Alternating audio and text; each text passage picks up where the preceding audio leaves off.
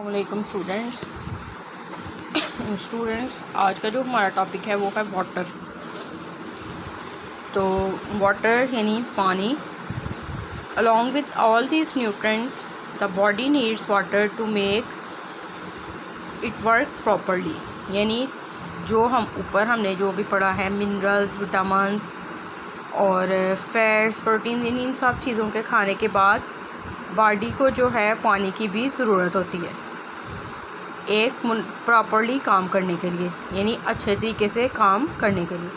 We should take 8 to 10 glasses of water daily. यानी 8 से 10 glass पानी जो है हमें रोज़ाना चाहिए होते हैं, यानी वो हर कोई पीता है 8 से 10 ग्लास पानी। Water is also obtained from watermelon, milk, juices.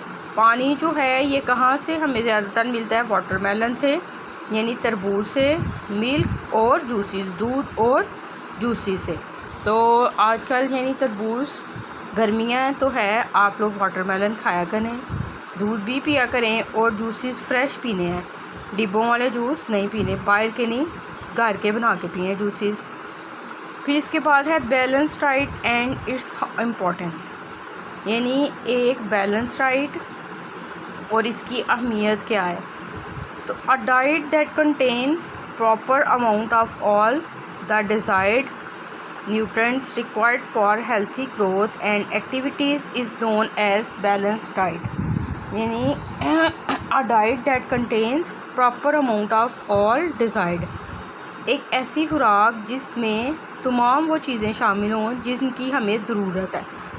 Desired nutrients required for healthy growth and activities, जो कि सेहतमंद रहने के लिए और इसके अलावा बढ़ने के लिए, एंड एक्टिविटीज़ और जो हम सरगर्मियाँ सर अंजाम देते हैं उनके लिए is known as balance diet. ये सारी रिक्वायरमेंट्स वो पूरी करे तो उसको हम लोग क्या बोलते हैं? Balance diet. The body needs a variety of food, we should not stick to only a few foods because we like them. अब बॉडी को डिफरेंट वैरायटी ऑफ फूड्स की ज़रूरत होती है। आप सिर्फ किसी एक चीज़ पे स्टिक नहीं हो सकते। जैसे आप कहें कि हम सिर्फ गोश्त ही खाई जाएं और दालें सब्ज़ियां ना खाएं, तो ऐसा बिल्कुल मुमकिन नहीं है। आपकी बॉडी वीक होना शुरू हो जाएगी, क्योंकि बॉडी को दालों की भी ज़रूरत है और सब्ज़ियों की भी ज़रूरत है। तो इसलिए बैलेंस डाइट के लिए दालें, सब्ज़ियां, गोश्त, फल, अंडा, दूध, सारी चीज़ें खानी चाहिए, juices. It is necessary to select different food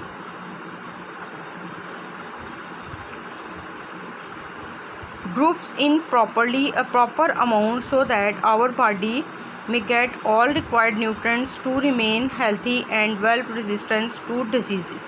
यानी ये ज़रूरी है कि हम एक ऐसी डिफरेंट फूड का एक ऐसा ग्रुप सेलेक्ट करें इन अ प्रॉपर अमाउंट, और एक वो अच्छी अमाउंट में होना चाहिए, सो दैट आवर बॉडी में get all the required nutrients. जैसे हम सेलेक्ट कर लेते हैं सुबह नाश्ते में हम एक पराठा, साथ अंडा और साथ दही खाएं। यानी इसमें आप देखें अंडा भी आ गया, दही भी आ गया और रोटी भी आ गई आपकी। दोपहर में आप लोग कोई भी सब्ज़ी खा लें, सब्ज़ी के साथ रोटी खा लें, साथ सलाद ले लें, तो इसमें सब्ज़ी भी आ जाती है। और फिर इसके बाद रात को बेशक आप गोश्त खा लें, तो फिर आप यानी जो रात के खाने के और दोपहर के खाने के दरमियान जो वक्त है उसके दरमियान आप जूस पी सकते हैं, शेक पी लें, जूस पी लें। यानी इसमें आपके जो हैं वो सारा कुछ आना चाहिए, दूध भी आना चाहिए, दही भी आना चाहिए, गोश्त, दालें, फल और इसके अलावा सब्ज़ियां बहुत ज़रूरी हैं। जो आपने एक ऐसा चार्ट जो है वो सिलेक्ट करना है जो कि बॉडी की डिज़ायर को कंप्लीट करे। अब आप लोग इसकी एक्सरसाइज पे आएँ। Why is it important to eat food from all the food groups. यानी ये क्यों ज़रूरी है कि तमाम फूड ग्रुप्स में से खुराक को खाया जाए?